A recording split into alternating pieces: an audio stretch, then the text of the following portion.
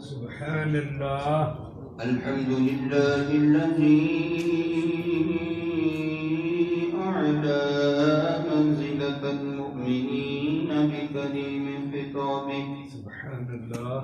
ما شاء الله. ورفع درجة العالمين بمعاني خطابه. ما شاء الله. وخص المستنبطين منهم بمزيد الإصابة وثوابه. سبحان الله. والصلاة على النبي وأصحابه. والسلام على أبي حنيفة وأحبابه. أما بعد فأعوذ بالله من الشيطان الرجيم. بسم الله الرحمن الرحيم. قال الله تبارك وتعالى في القرآن المجيد: قل للمؤمنين يغضوا من أبصارهم ويحفظوا فروجهم ذلك أزكى لهم إن الله خبير بما يصنعون. صدق الله العظيم. وقال الله تبارك وتعالى في شان حبيبه مخبرا وآخرا: إن الله وملائكته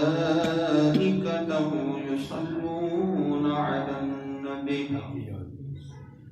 يا أيها الذين آمنوا صلوا عليه وسلموا تسليما. اللهم صل على سيدنا ومولانا محمد طب القلوب ودوائها وعافية الأبدان وشفائها ونور الأبصار وضيائها وعلى آله وصحبه وبارك وسلم. الصلاة والسلام عليك يا سيدي يا رسول الله. الصلاة والسلام عليك يا سيدي يا حبيب الله. الصلاة والسلام عليك يا سيدي يا رحمة للعالمين وعلى آلك وأصحابك يا سيدي يا خاتم النبيين. صلى الله تعالى على اللہ تبارک و تعالیٰ کی حمد و ثنا اور سرکار مدینہ راحت قلب و سنہ فیض مدینہ صاحب معطر محمد مسینہ بے قسم کے قصد یتیموں غریبوں مسکینوں کے مولا و منجا بہتر شرم و حیا آقائے دو عالم صلی اللہ تعالیٰ علیہ وآلہ وسلم بارگاہ عالی ناز میں ہدیہ عقیدت اور محبت پیش کرنے کے بعد نہایت محتشم اور معزز میرے بزرگ اور بھائیوں، اللہ تعالیٰ نے ہمیں جو دین اسلام عطا فرمایا ہے یہ دین اسلام دین فطرت ہے، اور اس کی جو تعلیمات ہیں وہ عین فطرت کے تقاضوں کے مطابق ہے۔ اللہ تعالیٰ نے کچھ احکام مرد کے لیے بیان فرمائے کہ وہ مرد ہے اسے ان احکام کا خیال رکھنا ہے، اور کچھ احکام اللہ تعالیٰ نے عورت کے لیے رکھے کہ عورت کو ان چیزوں کا خیال رکھنا ہے، اس لیے کہ مرد اور عورت یہ دونوں اس کائنات کا حسن ہے۔ مرد کے لیے اپنے معاملات ہیں اور عورت کے لیے اپنے معاملات ہیں، اور یہ قدرت کا اصول ہے کہ جب کوئی فطرت کے تقاضوں سے ہٹ کر نئی راہ نکالتا ہے تو نقصان کے سوا کچھ حاصل نہیں ہوتا۔ مرد اور عورت دونوں اللہ تعالیٰ کے احکام کے پابند ہیں۔ اللہ تعالیٰ نے مرد کو کسب معاش کے لیے پیدا کیا اور عورت کو امور خانہ داری کے لیے پیدا کیا۔ اللہ تعالیٰ نے پیدا اسی لیے کیا ہے، اب اس کی تخلیق میں جو حکمتیں ہیں وہ کچھ تو ہمیں سمجھ میں آ جاتی ہیں اور کچھ سمجھ میں نہیں آتی، لیکن سمجھ میں آئیں یا نہ آئیں مسلمان اپنے رب کے احکام کا مقدر ہے۔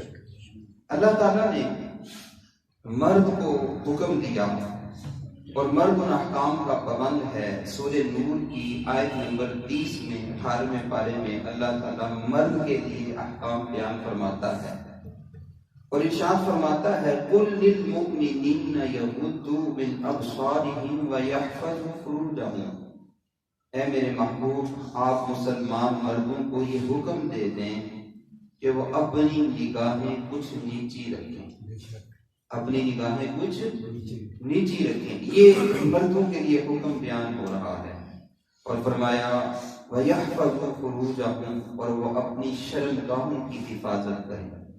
ذَلِكَ أَزْكَىٰ لَهُمْ، یہ ان کے لیے زیادہ پاکیزہ ہے۔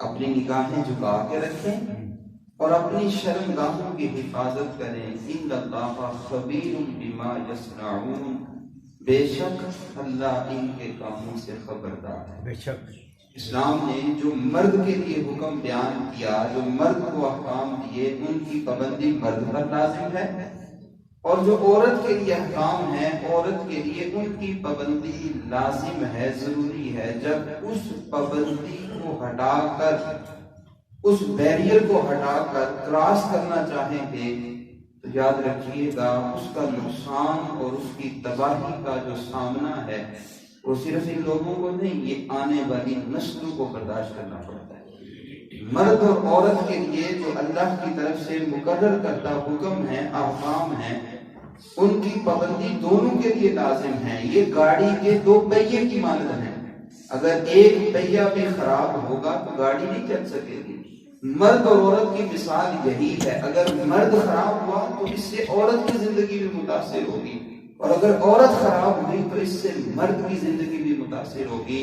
اور جب یہ دونوں میں سے کسی میں کوئی خرابی اور مسئلہ ہوگا اور اسلامی تقاضوں کے مطابق عمل نہیں ہوگا تو یہ یہاں مت سمجھیے کہ بس یہاں تک یہ نقصان ہوگا، یہ نقصان جو آنے والی نسلیں ہیں نسلوں کے ضرور منتقل ہوگا۔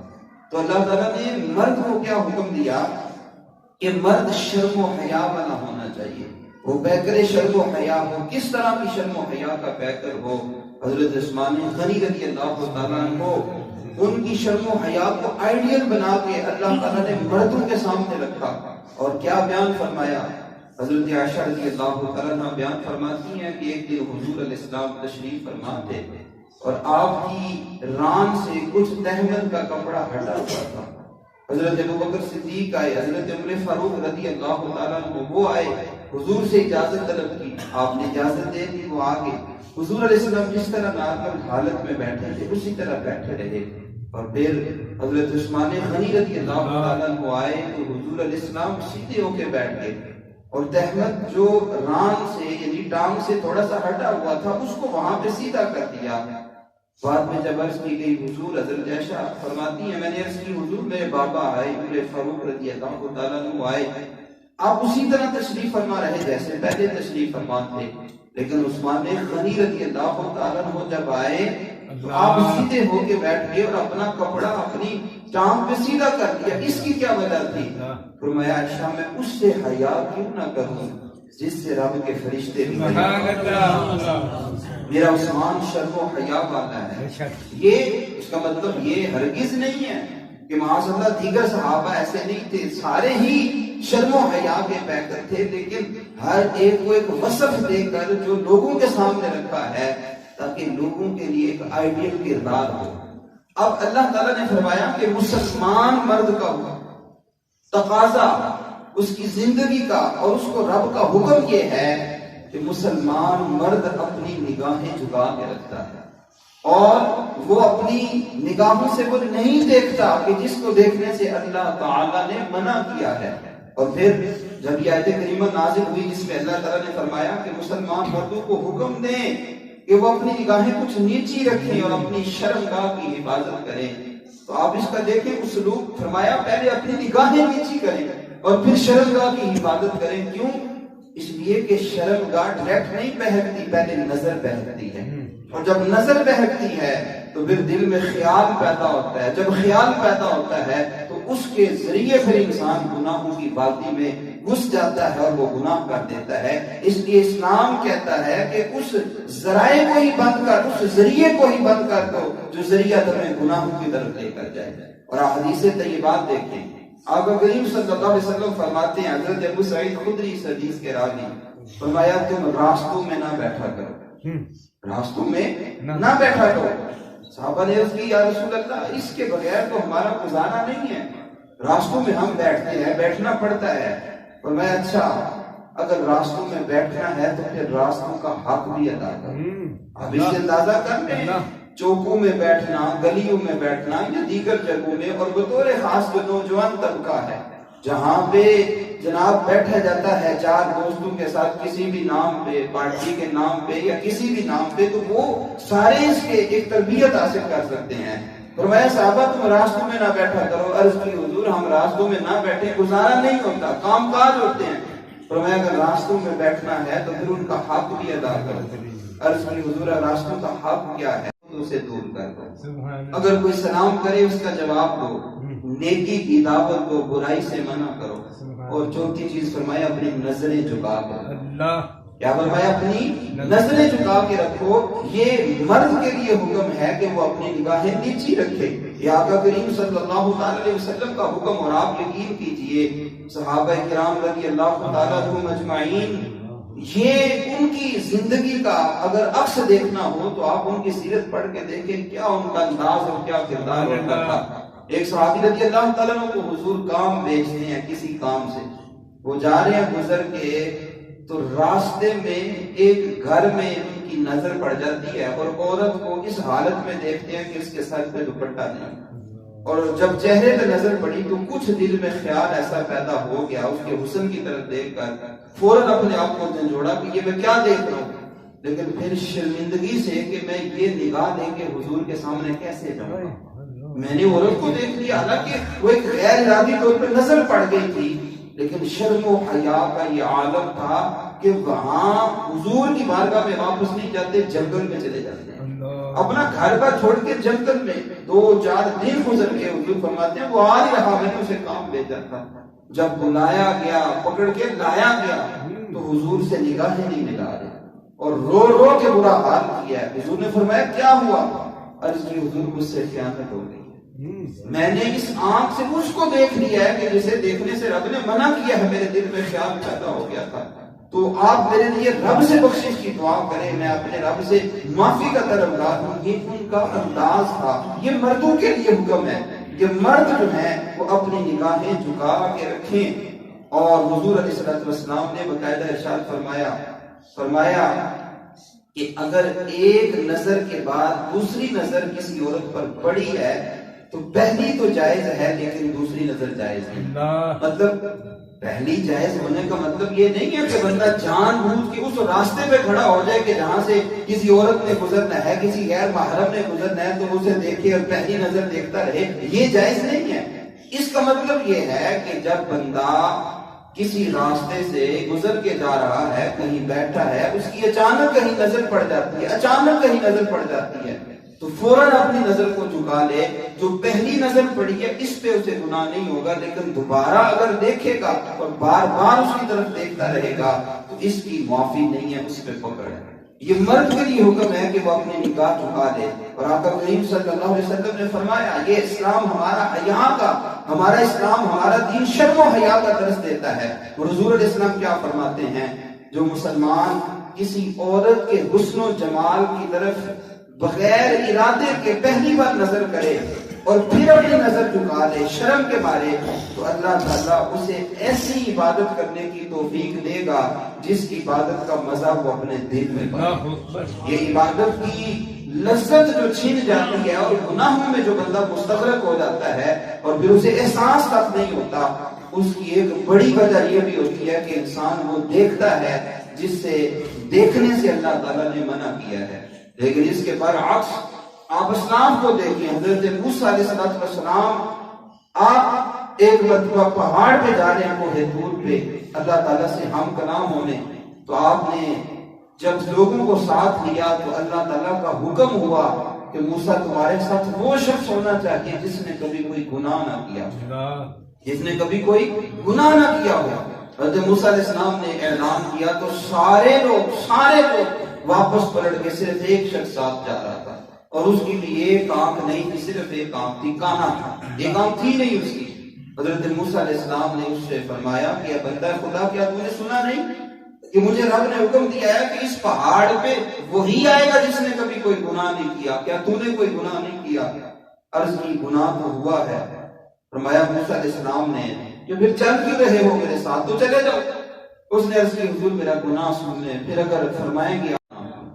اس نے کہا میں کبھی کوئی گناہ نہیں کیا، صرف ایک مرتبہ ایک آنکھ میں نے کھولی تھی اور ایک آنکھ سے میں نے دیکھا تو ایک عورت پہ میری نظر پڑ گئی اور میرے دل میں خیال پیدا ہوا، پھر میں اپنے رب کے خوف باہر نکالا، آنکھ ہی باہر نکال دی اور شدید تکلیف اذیت مجھے ہوئی، لیکن میں نے رب کے خوف سے کہ میں نے اس آنکھ سے گناہ کیوں کیا ہے، میں نے اپنی آنکھ نکال دی۔ اب آپ فرما دیں، اگر حضرت موسیٰ علیہ السلام فرمانے لگے نہیں تم واپس نہیں، تم میرے ساتھ ہیں، یہ ان کا انداز اور ان کا طریقہ کار تھا۔ تو میں اصل میں یہ پہلا حصہ بیان کر رہا تھا کہ یہ مردوں کو حکم ہے کہ وہ اپنی نگاہیں جھکا کے رکھیں، وہ نہ دیکھیں کہ جس سے بچنے کا حکم ہے۔ آپ دیکھیں حضرت عمر فاروق رضی اللہ تعالیٰ عنہ کا زمانہ ہے، اور وہ نوجوان جس کو ایک عورت دعوت گناہ دیتی ہے اور اپنی طرف بلاتی ہے، لیکن وہ گناہ سے بچ جاتا ہے، بار بار بلاتی ہے، اور پھر ایک دفعہ جب اس کے دل میں بھی خیال پیدا ہوا اور اس ارادے سے چلا اور اس کے گھر میں ابھی قدم ہی رکھا تھا کہ غیب سے آواز آتی ہے کہ آج میرا خوف تیرے دل سے نکل گیا، اسی وقت اس پہ غشی طاری ہوتی ہے اور اس کی روح کف سے اسری سے پرواز کر جاتی ہے، اس کا جنازہ ہو گیا۔ 2-4 دن گزرے، حضرت عمر فاروق رضی اللہ تعالیٰ عنہ ان کو پتا چلا کہ وہ نوجوان جو میرے پیچھے نماز پڑھا کرتا تھا، خوف خدا سے رونے والا، جس کی آنکھیں آنسو سے تر رہتی تھی، آج وہ مجھے نظر نہیں آ رہا۔ حضرت عمر فاروق رضی اللہ عنہ جب پوچھا، اس کے گھر تک پہنچے تو پتا چلا یوں ماجرا ہوا تھا۔ آپ نے اس کے باپ سے فرمایا کاش مجھے بتایا ہوتا، میں بھی اس کے جنازے میں شرکت کر لیتا۔ اس نے بات عرض کی، رات تھی اور معاملہ کچھ یوں تھا، میں عرض نہیں کر سکا۔ خیر آپ نے فرمایا مجھے اس کی قبر پر لے گئے۔ جب اس کی قبر پر لے کر گئے، حضرت عمر فاروق اس نوجوان سے کہنے لگے، میرا رب قرآن میں فرماتا ہے وَلِمَنْ خَافَ مَقَامَ رَبِّهِ جَنَّتَانِ، جو میرے خوف سے گناہ کرنے سے بچ جاتا ہے میں اسے 2 جنتیں دیتا ہوں۔ بتاؤ میرے رب نے تمہیں کتنی جنتیں دی؟ صحابہ کہتے ہیں حضرت عمر کا یہ سوال تھا، جو ساتھ تھے کہتے ہیں ہم نے اپنے کانوں سے آواز سنا، امیر المومنین میرے رب کا وعدہ سچا ہے، میرے رب نے مجھے 1 نہیں 2 جنتیں عطا فرمائیں۔ یہ مقام یہ ان کے لیے جو اپنی نگاہوں کو اللہ کی رضا کے لیے جھکا دیتے ہیں۔ اب دیکھیے یہ وہ تعلیم ہے ہمارے اسلام کی اور ہمارے دین کا مزاج ہے کہ مرد کو یہ حکم ہے کہ وہ اپنی نگاہیں جھکا کے رکھے، وہ اپنے دل میں کوئی ایسا خیال پیدا نہ ہونے دے، وہ کسی ایسی جگہ نہ جائے کہ جہاں پہ بے حیائی اور اس طرح کے مناظر ہوں جس سے ایمان بھی برباد ہوتا ہے، دل کا سکون بھی برباد ہوتا ہے۔ اور یہ آپ سورہ نور کی جونی اگلی آیت پڑھتے ہیں، یہاں مردوں سے حکم کیا، مردوں کو حکم دیا، اور آگے کیا فرمایا محبوب قُلْ لِلْمُؤْمِنَاتِ يَغْضُضْنَ مِنْ أَبْصَارِهِنَّ وَيَحْفَظْنَ فُرُوجَهُنَّ، محبوب ان عورتوں سے بھی کہہ دیں کہ یہ بھی اپنی نگاہیں جھکا کر، یہ قرآن کی بولی ہے، یہ میرے لفظ نہیں ہے اور میرے پاس وہ تحصیل بھی نہیں ہے کہ میں اس قرآن کی بولی کو اپنے الفاظ میں ڈال سکوں جو رب کے کلام میں حسن ہے۔ لیکن ذرا غور کیجئے، اللہ تعالیٰ فرماتا ہے محبوب آپ کہہ دیں ان سے، یہ عورتوں سے بھی کہہ دیں کہ اپنی نگاہیں ذرا جھکا کے رکھیں، وَيَحْفَظْنَ فُرُوجَهُنَّ، اور اپنی شرمگاہوں کی حفاظت کریں۔ اور پھر قرآن دیکھیں، قرآن کے درس دیکھیں، اللہ تعالیٰ فرماتا ہے وَلَا يُبْدِينَ زِينَتَهُنَّ إِلَّا مَا ظَهَرَ مِنْهَا، ان عورتوں سے کہہ دیں کہ اپنی زیب و زینت اپنی نمائش نہ کریں، وہ جو اللہ نے ظاہر کیا ہے جسم اس کے علاوہ کچھ بھی ظاہر نہ کریں۔ وَلْيَضْرِبْنَ بِخُمُرِهِنَّ عَلَى جُيُوبِهِنَّ، اور ان عورتوں سے کہہ دیں کہ اپنے دوپٹے اپنے گریبانوں پر لے کر یہ مرد کو پہلے حکم دے دیا، مرد سے بھی کہہ دیا، اور عورت کی جب باری آئی تو عورت کو فرمایا کہ اپنی آنکھیں بھی جھکائے، اپنے جسم کو بھی چھپائے، اپنا دوپٹہ بھی سر پہ اوڑھ کے رکھے۔ آج تو عورتیں برملا کیا دیتی ہیں، جی کہاں ہمیں حکم دیا گیا ہے، کہاں کہاں جا رہا ہے، ہماری اپنی مرضی ہے، ہم جو چاہیں جو ہماری مرضی ہے وہ کریں گی۔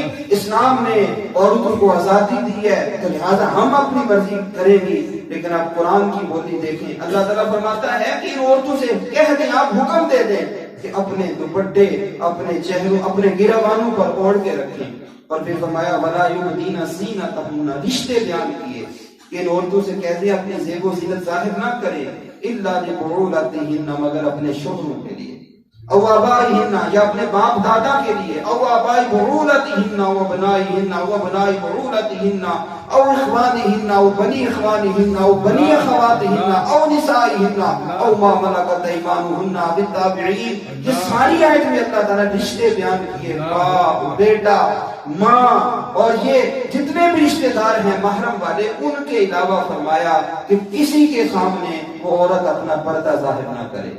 اور پھر آگے دیکھیں، آگے قرآن کی بولی دیکھیں، اللہ تعالیٰ فرماتا ہے آج تو عورتیں ناچنے میں فخر محسوس کرتی ہیں، گانے گانے میں فخر محسوس کرتی ہیں، اور وہ معاشرے کے اندر مردوں کے شانہ بشانہ چلنے میں فخر محسوس کرتی ہیں۔ لیکن اللہ تبارک و تعالیٰ فرماتا ہے کہ وَلَا مَا يُخْفِينَ مِنْ زِينَتِهِنَّ، اور اے محبوب آپ عورتوں کو حکم دے دیں کہ اپنے پاؤں بھی زمین پر زور سے نہ ماریں۔ آپ دیکھیے، میں پہلے عرض کر چکا، جو حضرات شروع سے تشریف فرما ہے وہ جانتے ہیں کہ مردوں کے لیے جو حکم ہے وہ میں عرض کر چکا۔ یہ قرآن مجید کی آیت نمبر 30 اور 31 سورہ نور کی، فرمایا عورتوں کو حکم دے دیں کہ اپنے پاؤں بھی زمین پر زور سے نہ ماریں کہ ان کی زینت کا کہیں پتہ نہ چل جائے۔ اب دیکھیں جو دین، جو اسلام، جو قرآن یہ کہتا ہے کہ مرد بھی اپنی نگاہیں جھکا کے رکھے اور عورت بھی اپنی نگاہیں جھکا کے رکھے، عورت اپنا پاؤں بھی زمین پر زور سے نہ مارے کہ کسی غیر محرم تک اس کی آواز نہ پہنچ جائے۔ مجھے بتائیں وہ مرد اور عورت کو کب اجازت دیتا ہے کہ وہ فحاشی کے اڈوں پہ اکٹھے ہو جائیں، وہ بے حیائی والے کام کریں، وہ ویلنٹائن ڈے کے نام پر شرم و حیا کی چادریں اتار کر پارکوں میں جمع ہو جائیں، وہ کھلے میدانوں میں جمع ہو جائیں، اور وہ جناب کسی کیفے میں اندر جمع ہو جائیں اور وہاں شرم و حیا کی چادر اور اپنے گھر والوں کی غیرت کا جنازہ نکال کر وہاں جمع ہو جائیں۔ اسلام اس بات کی اجازت نہیں دیتا، اور میرے حضور تو یہ سکھاتے ہیں کہ جب کسی کی بہن بیٹی کی طرف دیکھو تو یہ بھی سوچ لینا تمہاری بھی بہن بیٹی ہے، جب کسی کی طرف بری نظر سے دیکھو تو یہ بھی غور کر لینا کہ آج تم جس کی طرف دیکھ رہے ہو یہ قرض ہے تمہارے اوپر جو تمہاری عورتوں سے لیا جائے گا، یہ قرض ہے تمہارے اوپر جو تمہاری عورتوں سے لیا جائے گا۔ آپ اندازہ کیجئے، مرد کو بھی یہ حکم ہے اور عورت کو بھی حکم ہے۔ پھر اسلام اتنا غیرت والا دین ہے، اتنا غیرت والا دین ہے کہ احد کے میدان میں حضرت ام خلاد رضی اللہ تعالیٰ عنہ، ان کا بیٹا شہید ہو جاتا ہے جنگ میں، آپ رضی اللہ تعالیٰ عنہ ان کے بارے میں معلومات لیتی ہیں، لوگوں سے پوچھتی ہیں ماں کا بیٹا چلا جائے ماں کیسے ہوش میں رہ سکتی ہے، اپنے گھر سے نکل کے میدان احد کی طرف دوڑ پڑتی ہیں، 1 سے 2 سے 3 سے پوچھا میرا بیٹا، پتہ چلتا ہے کہ بیٹا شہید ہو جاتا ہے۔ حضرت ام خلاد نے چادر اوڑھی ہے، چہرہ چھپایا ہے، پورا جسم حجاب کے اندر ہے۔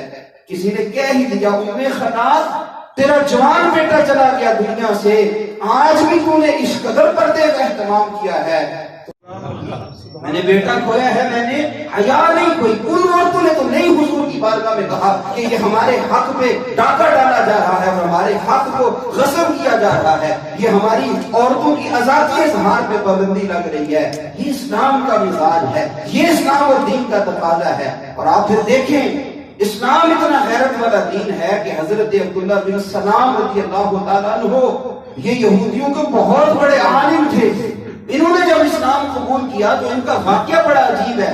جب آقا کریم صلی اللہ علیہ وسلم مدینے میں تشریف لاتے ہیں، یہاں یہودی سیاسی اعتبار سے بھی مستحکم ہے، معاشی اعتبار سے بھی مستحکم ہے، تو وہ پلاننگ کرتے ہیں کہ کوئی ایسا طریقہ اپنائیں کہ ان مسلمانوں کو ہم اپنے پاؤں تلے دبا لیں، ورنہ کل کو مدینے میں حکومت ان کی ہو جانی ہے۔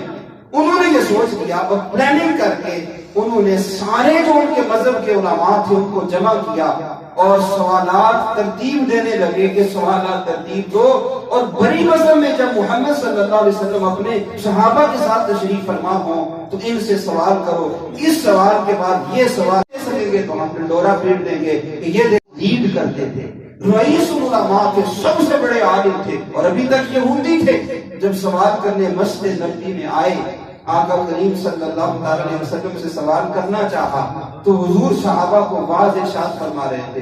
انہوں نے حضور کا چہرہ دیکھا اور دیکھتے ہی رہے، سبحان اللہ، اور ایسا دیکھا کہ دیکھتے دیکھتے ہی دل کی گندگی اتر گئی، اور دل جو اجالوں کا، جو پہلے اجالوں سے دور تھا اور اندھیروں کا مرکز تھا، اب وہ دل نور کا مرکز بن گیا۔ حضور نے بات مکمل کی تو کہا عبداللہ بن سلام تم کہاں؟ عرض کی حضور کلمہ پڑھ کے مسلمان ہونے آیا، رخ جیسے آئینے میں مصور سجا ہوا، ماتھے کی ہر لکیر پہ قرآن سجا ہوا، حضور کے چہرے کو دیکھا مسلمان ہو گئے۔ ادھر ان کی قوم کو پتا چلا، دوڑے دوڑے آئے، عبداللہ ہمیں پتا چلا ہے تو نے اسلام قبول کر لیا، تو نے یہودیت کی ناک کو رون کے رکھ دیا اور کوئی سوال بھی نہیں کیا، سوال کیے بغیر ہی مسلمان ہو گیا۔ تو عبداللہ بن سلام کہتے ہیں کہ میں نے جب اس چہرے کو دیکھا، خدا کی قسم میرے دل نے گواہی دی یہ چہرہ کسی جھوٹے کا ہو ہی نہیں سکتا۔ اب یہ اس وقت میرا موضوع نہیں ہے، خیر میں آگے کی طرف آتا ہوں۔ اسلام قبول کر لیا، اب نا یہودی مذہب میں، آج بھی یہودی مذہب میں ہوتا یہ ہے کہ جو یہودی لوگ ہیں یہ اونٹ کا گوشت نہیں کھاتے، یہودی لوگ اونٹنی کا دودھ نہیں پیتے، یہودی مذہب میں جائز نہیں ہے، اور یہودی لوگ ہفتے کے دن کی چھٹی کرتے ہیں، وہ ہفتے کے دن کام نہیں کرتے۔ یہودی عیسائیوں میں اتوار کی ہے، مسلمانوں میں جمعے کی ہے، جو کہ اب ہمارے آپ کو پتہ ہے جو حالات ہوتے ہیں۔ خیر، تو یہودی لوگ جو ہے وہ ہفتے کے دن کی تعظیم کرتے ہیں، وہ ہفتے کے دن کام پہ نہیں جاتے۔ اب ہوا یہ انہوں نے کلمہ پڑھ لیا، ان کے ساتھ کوئی 5-10 دیگر افراد تھے، انہوں نے بھی کلمہ پڑھ لیا، وہ سارے مسلمان ہو گئے۔ اور جب مسلمان ہو گئے تو اسلام لانے کے بعد یہ کہنے لگے، آپس میں سوچنے لگے کہ اسلام نے یہ تھوڑی کہا ہے کہ ہم اونٹ کا گوشت کھائیں، اسلام نے فرض تو نہیں کیا۔ ہم میں سے کتنے لوگ ہوں گے جنہوں نے اس اونٹ کا گوشت آج تک نہیں کھایا؟ اسلام نے یہ تھوڑی کہا ہے کہ تم ضرور اونٹنی کا دودھ پیو، تو ہم نہیں پیتے۔ اسلام نے کب کہا ہے کہ تم ہفتے کے دن کام پر جاؤ؟ ہم نہیں جاتے، کون سا ضروری ہے؟ اتنا عرصہ وہ یہودیت میں رہے تو وہ جو تعلیمات تھی، وہ اثرات تھی، ان کے تقاضوں کے مطابق انہوں نے کیا کیا؟ مسلمان ہونے کے بعد بھی اونٹوں کا گوشت نہیں کھایا، مسلمان ہونے کے بعد بھی اونٹنی کا دودھ نہیں پیا، مسلمان ہونے کے بعد بھی وہ ہفتے کے دن کام پہ نہیں جا رہے تھے۔ کیوں؟ اس لیے وہ کہنے لگے کہ یہودیت میں تعظیم تھی تو چلو ہم کر لیتے ہیں، اتنا عرصہ جو اس دین میں رہے۔ وہ ایسا کر رہے تھے کہ اللہ تعالیٰ نے قرآن بھیج دیا، اور جبریل بھی یہ پیغام دے کے آئے، یا ایھا الذین آمنوا ادخلوا فی السلم کافہ، اے میرے حبیب ان سے کہہ دیجئے جب اسلام میں داخل ہوئے ہو تو پھر پورے داخل ہو جاؤ، جب اسلام میں داخل ہوئے ہو تو پھر پورے داخل ہو جو۔ یہ آدھا تیتر اور آدھا بٹیر، فرمایا یہ اسلام کا مزاج نہیں ہے۔ میرا آپ سے سوال ہے، ذرا سوچیے اور غور کیجئے، جو اسلام یہودیت کے دین کی وجہ سے اپنے ماننے والوں کو کہتا ہو کہ اونٹ کا گوشت کھانا فرض نہیں ہے لیکن تمہیں کھانا پڑے گا اس لیے کہ تم کسی اور دین کی وجہ سے تعظیم کر رہے ہو، جو اسلام یہ کہتا ہو کہ اونٹنی کا دودھ پینا یہ فرض اور ضروری نہیں ہے لیکن تمہیں پینا پڑے گا اس لیے کہ تم کسی اور دین کی وجہ سے اس پہ عمل کر رہے ہو، جو اسلام کہتا ہو ہفتے کے دن کام پہ جانا ضروری نہیں ہے لیکن تمہیں جانا پڑے گا اس لیے کہ تم کسی اور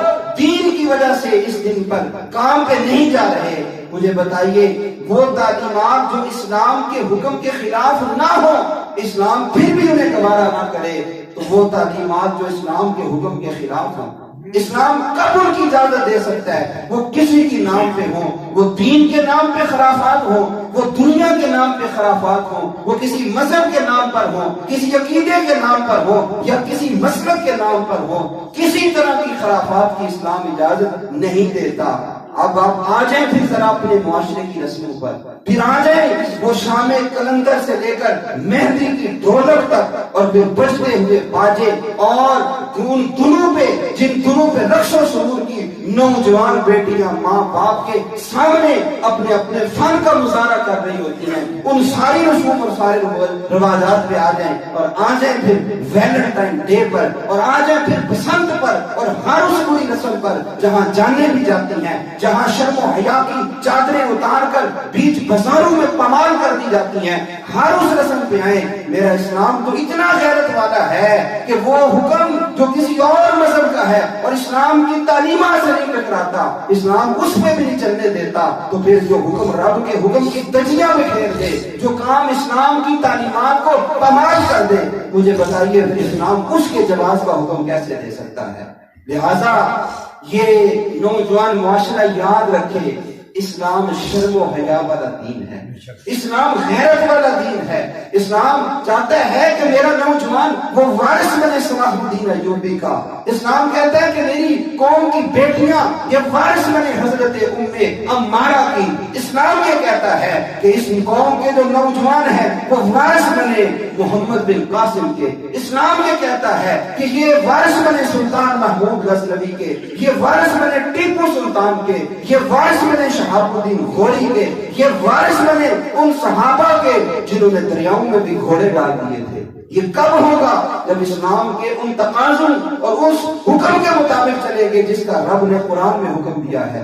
اور وہ عورتیں جو آج ناز کرتی ہیں، فخر کرتی ہیں، اور آپ دیکھیں دن بہ دن بے حیائی، فحاشی اتنی تیزی سے بڑھتی جا رہی ہے کہ عورتوں کا لباس کہاں سے کہاں تک پہنچ گیا۔ اور وہ عورتیں جو آج کھلے عام بازاروں میں پھرتی ہیں، ننگے سر ہیں، اور لباس ایسے پہنا ہے کہ جیسے برہنہ ہے۔ میرے آقا کریم صلی اللہ علیہ وسلم فرماتے ہیں قیامت کے قریب کچھ عورتیں ایسی ہوں گی، ایسی عورتیں ہوں گی جو لباس پہن کے بھی ننگی ہوں گی۔ فرمایا وہ مائل کرنے والی ہوں گی، مائل ہونے والی ہوں گی۔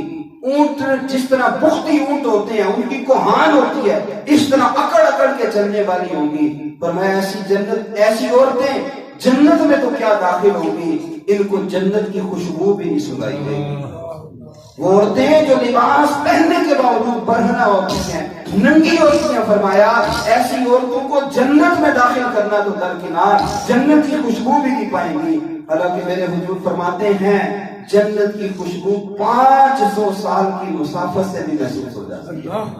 500 سال کی مسافت سے جنت کی خوشبو محسوس ہو جاتی ہے۔ لیکن جو عورتیں اس طرح کا لباس پہن کے بے حیائی پھیلاتی ہیں، فرمایا ان کو جنت کی خوشبو بھی نہیں محسوس ہوگی، جنت کی خوشبو بھی انہیں محسوس نہیں ہوگی جو عورتیں ایسا کرتی ہیں۔ آپ اندازہ کیجئے کہ یہ اسلام کا مزاج ہے اور یہ اسلام کا حکم ہے۔ یہ بہن، بیٹی اور نوجوان سب کو غور کرنا چاہیے۔ حضرت اقبال نے کیا کہا تھا؟ کبھی یہ نوجوان مسلم تدبر بھی کیا تم نے، تھا وہ کیا گردوں جس کا تو ہے کہ ٹوٹا ہوا تارا۔ کتابیں اپنے آبا کی جو دیکھا ان کو یورپ میں تو دل ہوتا ہے سی پارا۔ یہ قوم، اس قوم کا نوجوان صرف اس میں مشغول ہوا اور اس قدر مشغول ہوا کہ یہ اپنے آبا و اجداد سب کو بھول گیا، اور وہ تمہاری کتابیں اٹھا کے آج ترقی کے زینے طے کر رہے ہیں۔ جب یہ یورپ سماعت آشنا بھی نہیں تھا، انہیں پتہ بھی کچھ نہیں تھا، تو مسلمان سائنسدان علم طب پہ سینکڑوں کتابیں لکھ چکے تھے، وہ ایجادات کے میدان میں مصروف تھے۔ لیکن آج میری قوم کا نوجوان ان کی رسمیں لے کر ویلنٹائن ڈے والی رسم ہو یا کوئی بھی رسم ہو، وہ پارکوں میں، چوکوں میں اور کالجوں، یونیورسٹیز کے باہر تو نظر آئے گا، لیکن نہیں نظر آئے گا تو مسجد میں مصلی پہ نظر نہیں آئے گا، نہیں نظر آئے گا تو تہجد کے وقت اپنے رب کی بارگاہ میں روتا ہوا نظر نہیں آئے گا۔ ذرا تصور کر کے دیکھیے حضور علیہ السلام کے زمانے میں بھی تو یہی جوان تھے، یہی بیٹے اور یہی بیٹیاں تھیں۔ جب غزوہ احد ہوا اور مسلمان بکھر گئے، حالات بدل گئے، کافر نیزے لے کے بھالے لے کے تیروں کی یلغار کرتے ہوئے حضور پہ حملہ کر رہے تھے کہ یہی موقع ہے حضور علیہ السلام کو شہید کرنے کا. صحابہ بکھر چکے تھے, پتہ نہیں چل رہا تھا. اس دن حضرت ام عمارہ ہاتھ میں تلوار لے کے